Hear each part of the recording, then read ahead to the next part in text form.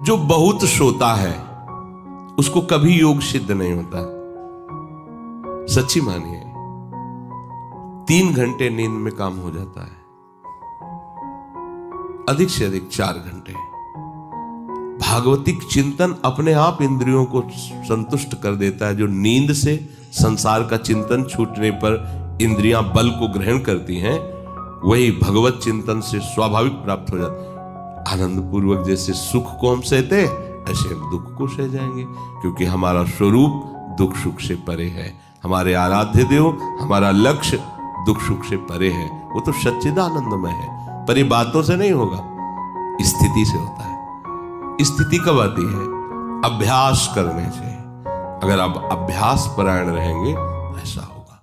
ये सोना हमारे लिए बहुत हानिकारक है और ये सोना हमारे लिए लाभदायक भी है। दोनों बात समझना। जिसका स्वभाव बन जाता है कि जहां बैठे वहीं सो गए, जहां बैठे, ऐसा हमने देखा है। बैठे 2-4 मिनट जहां एक घोंटा बजने लगे, ये क्या है? ये दलिद्राएं क्यों? अरे तुम साधक हो, ये दलिद्रता क्यों? क्या यही उपासना में तुमने सिद्धि प्राप्त की है? जहां बैठ जाओ वहां तुम लड़खड़ा गए, लार बहने लगी, सोने लगे, घोटा बजने लगे। ये दलिद्रता है, ये तमोगुणी है। ऐसा नहीं। एक बार नींद को समय दिया है, 3 घंटे 4 घंटे, आ जाए तो आ जाने, उसको निमंत्रण नहीं देना, राधा राधा राधा, और जग कर फिर वैसे ही अपनी दिनचर्या। कोई भी फर्क नहीं पड़ना। आप अभ्यास कीजिए, कोई फर्क नहीं पड़ेगा। कई दिन बराबर जगने पर भी आपकी दिनचर्या पे कोई फर्क नहीं पड़ेगा। जो अपना स्वभाव बिगाड़ रहे हैं, वो अपना नाश कर रहे हैं। अधिक पड़े हैं, सो रहे हैं, ये ठीक बात नहीं है। बार बार जो अधिक पड़े रह करके सोने का अभ्यास किए हैं, वो कहीं भी रहे, उनको बार बार नींद सताएगी। पड़े रहने में जिनको सुखानुभूति हो रही, सोने में जिनको सुखानुभूति हो रही, वो भजन क्या करेंगे? जो ज्यादा नींद लेते हैं उनकी गाढ़ नींद कभी नहीं होती है। मतलब अब सो चुके, छक गए, ऐसा नहीं आएगा। उनको बहुत प्रकार से विघ्न पड़ने लगते हैं, स्वप्न आदि आने लगते हैं, नींद का स्वरूप लंबा हो जाता है, 10 घंटे 12 घंटे। हमको एक ने बताया था कि हम केवल भोजन के लिए उठते हैं और अपने कमरे में ही पड़े रहते हैं, 18 घंटे वो सोते हैं। वह क्या जीवन आपका है? ये जीवन है? सोना बहुत हानिकारक है। अरे हम परमार्थ के पति के जितनी बार नाम जप कर लिए वो हमारे बैंक में जमा हो गया। सो के क्या बर्बाद करना है? 3 घंटे 4 घंटे, इसके 5-6 घंटे वो उनके लिए है जो बहुत श्रम परायण है, परिश्रम करते हैं शरीर से, साधक के लिए नहीं। 3 घंटे पर्याप्त है। आप अभ्यास करके तो देखिए, 3 घंटे में आपको बिल्कुल 24 घंटे के लिए तृप्ति मिल जाएगी। हाँ बिल्कुल ठीक है, अभ्यास कर लीजिए। दिन में लेटे रहने पर भी 1 मिनट नींद नहीं।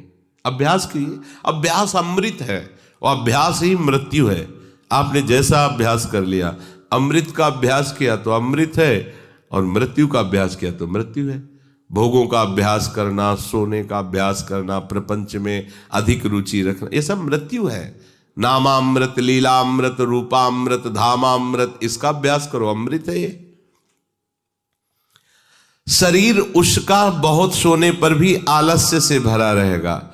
आलस्य के कारण वो भजन में जे भी बैठेगा 2-4 मिनट में ही माला छूट जाएगा और नींद आ जाएगी। ऐसा दर्शन होता है। वो बहुत कोशिश करते हैं, बस ऐसे हो जाते। ये कैसे हो गया? तुम्हारा क्या अभ्यास है? ऐसे कैसे कोई हम पे ऐसे कैसे हावी हो सकता है? कोई हमारे ऊपर ऐसा कैसे शासन कर सकता है? चाहे नींद हो या काम हो या क्रोध हो, आप क्या हो? आप समझो, आप भगवान के अंश हो और आप इतना अधीन होते चले जा रहे हैं शरीर के। सत्संग हो रहा है, आप मुंह बगाड़ के सो रहे हैं। कीर्तन हो रहा है, आपको झटके नींद के आ रहे। धिक्कार है आपको जीवन को। आप साधक हो, आप उपासक हो, ये क्या हो रहा है? जहां आपको संपूर्णतया सावधान होकर चैतन्य रहना है, वो आप सो रहे हो। कैसी आपकी दिनचर्या, कैसी आपकी साधना है? आप हो क्या? विचार करना चाहिए। डांटने की विषय नहीं है, कोई तुम्हें जगाए विषय नहीं है। भगवत कृपा से जीवन में कभी अलार्म नहीं बजाया, कि हमको इतने बजे उठना है, पता नहीं उठ पाए कि ना उठ पाए। अभ्यास योग युक्त चेतसा नान्यगामिना, ऐसी स्थिति हो कि हम उठ ना पाए तो बात अलग की है। नहीं, बख्शना नहीं इस शरीर को, अब भाई हमें चलो हम नहीं आ रहे, ऐसा नहीं। अगर सांस है, दम है, बिल्कुल इसको बख्शना नहीं। हम केवल आपको उपदेश नहीं कर रहे, बख्शना नहीं। शरीर के प्रति इतना प्यार नहीं दिखाना कि वो हमारे प्यारे से हमको दूर कर दे, ऐसा नहीं। ये जड़ वस्तु है, ये चैतन्य नहीं है। तुमसे ये चैतन्य है, तुम अपनी चैतन्यता को समझो, इसके अधीन हो रहे हो। ये तो बहुत बुरा लगता है जब कोई साधक सत्संग में या माला लेकर भजन करने में या पाठ करने में सो रहा है, तब लगता है। ग्रंथ सामने खुला है, थोड़ा पाठ कर ऐसे ऐसे। एक जगह दर्शन किया, दर्शन कर ले जाते थे, वो भागवत का स्वाद है। वो श्री जी के सामने भागवत पढ़ते पढ़ते नाक और माथा पूरी भागवत में रख दिया, और 2500 लोग आ जा रहे हैं ऐसे। तो उनको जैसे कहते पंडित जी श्री हरिवंश, हाँ हाँ श्री हरिवंश। अब ये हो क्या रहा है, ये क्या हो रहा है? अगर आपके अंदर नींद है तो आप चैन से 1-2 घंटे सो लिए दीजिए और फिर बैठिए, चैतन्य होकर बैठिए। ये अपमान है शास्त्रों का। आप चैतन्य घन प्रभु के वचन पढ़ रहे हैं, आपको नींद आ रही, प्रभु की चर्चा हो रही, आपको नींद आ रही। कभी विषय चर्चा में आपको नींद आई? कभी फिल्म देखने में नींद आई? नौटंकी नाटक देखने में? रिश्ते नातेदारों से बात करने में? रिश्ते नातेदारों, आपका लड़का विदेश में रह रहा हो, उसकी कोई बात बता रहा हो, आपको नींद आएगी? नहीं आएगी। लेकिन अपने परम प्राण स्वरूप आत्म स्वरूप श्री प्रियालाल की चर्चा हो रही, आपको नींद आ रही है। अब हो क्या हो, जरा विचार करके देखिए। तो ये आलस्य के कारण उसके भजन में भारी बाधा हो जाएगी। उसका योग कभी सिद्ध नहीं होगा जो अधिक सोता है। सबसे प्रार्थना है आप अपने लिए नींद का समय निश्चित करें अपने हिसाब से, शरीर का परिश्रम देख करके। अब जैसे जो उपासक रात भर सेवा में लगे रहते हैं, हम उनके लिए कहेंगे कि चाहे दिन हो चाहे रात हो, आप 4-5 घंटे आराम से सोइए। प्रार्थना है कि सोइए, क्योंकि आप जवान साधक हैं। सोएंगे तो आपकी इंद्रियां फिर भजन में लगेंगी। आप अपने को देखिए, यदि आप कोई सेवा बल वाली नहीं करते हैं तो 4 घंटे से ज्यादा आप नहीं ले। अच्छा उपासक 3 घंटे में हो जाता है। अब आप लोग देख लीजिए, अपनी एक दिनचर्या में नींद का समय आप निश्चित कीजिए, और जो निश्चित कीजिए उसे कम से कम 10 वर्ष तो निभाइए। यहां 2-4 दिन में दिनचर्या बदल जाती है, ऐसे नहीं होना। साधु का ऐसा नहीं होता। कुछ नियम लो तो 10-5 वर्ष तो चलो, 2-4 दिन में सब फिसल जाते हो, क्या फायदा है? एक नियम लो, हम इतने घंटे सोएंगे, हम छूट देते हैं आपको। आप अपने आप ने नियम लो कि हमारा इतने घंटे में हो जाएगा। उस घंटे को आप लिख लो अपने सामने कि मुझे इतने घंटे केवल सोने के लिए सत्संग में अनुमति है, क्योंकि हमने वहां इतना नियम लिया था। आप ले, बताने की जरूरत नहीं। आपके द्वारा लिया हुआ नियम फिर आपसे कभी नहीं टूटना चाहिए। स्वीकार करो आप अंदर से कि आप इतना सोएंगे, पर लिमिट हम बताए देते हैं। शरीर अधिक श्रमित जो सेवा में होता है 5 घंटे, गृहस्थी है तो 6 घंटे, साधक है 4 घंटे। भजनानंदी को कहना ही नहीं पड़ेगा, 3 घंटे में ही हो जाता है। इसी के अंतर्गत आप चयन कर लीजिए। 6 से 7 में मत बढ़ना, क्योंकि सत्संगी हो, इतना भारी श्रम तुमसे नहीं होता।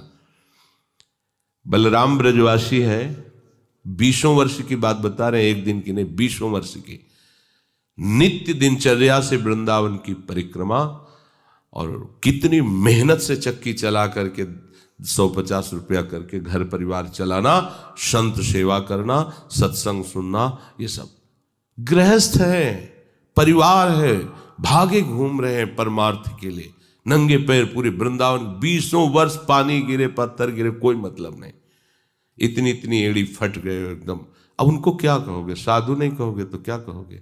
ब्रजवासी हैं, रात दिन प्रभु का नाम स्मरण, सत्संग, परिक्रमा सब कर, और मेहनत उठा उठा के बोरा भर बेचना, उसमें कहीं 10, 20, 50 रुपया बचा लेना, परिवार का पोषण करना। आपके लिए तो कोई सेवा ऐसी नहीं मेहनत वाली। फिर आप इतना लंबा सफर कैसे सोच सकते हैं? वो गृहस्थ होते हुए 2-2:30 बजे जगते हैं, तब अपनी दिनचर्या पूरी करते हैं। हो सकता है रात्रि के 10-11 बज जाते हो, दिन में वो चौकी में रहते, कब सोते होंगे। और 20 वर्ष की दिनचर्या हम उसकी बता रहे हैं। आप विचार करो, आप साधक हैं, आप विरक्त हैं, या आप संसार से निवृत्त होकर वृंदावन वास करें, आप कितना सोते हैं? ये बंद करो, शरीर को सुखी करना बंद करो। ये शरीर को सुख देने की बात महा दुख मोल लेना है। निश्चित करो आप अपने समय को सोने का। कर लिया? कर लिया? हाँ, अपना समय निश्चित करो। जो समय निश्चित किया हो, 4 घंटे, 5 घंटे, 6 घंटे, ये धाम है, यहां झूठ नहीं चलेगा। अगर 6 घंटे निश्चित किया तो 6.25 घंटे नहीं होना चाहिए। उसी को आप विभाजित कर लीजिए, 4 घंटे रात्रि में सो लीजिए, 2 घंटे दिन में सो लीजिए। आपको अगर 6 घंटे सोना है, 4 घंटे सोना है, 3 घंटे आप रात्रि में, 1 घंटे दिन में विश्राम। अगर आपका रात्रि में हो जाता है तो दिन में विश्राम की जरूरत नहीं। आपको इस पर आना पड़ेगा। आपसे कांच छुड़वा रहे हैं, मणि पकड़ा रहे हैं आपको, घाटे का सौदा। आप क्या कर रहे हो? मणि देकर कांच खरीद रहे हो, और आपका कांच छुड़वा के मणि। इंद्रनील मणि श्याम मनोहर 7 कुंभ तन गोरी, इनके समीप चलना है, इनकी जूठन पाना है, इनके साथ खेलना है। ये सौभाग्य प्राप्त करने के लिए जो असत धारणाएं हैं उनको मिटाना होगा।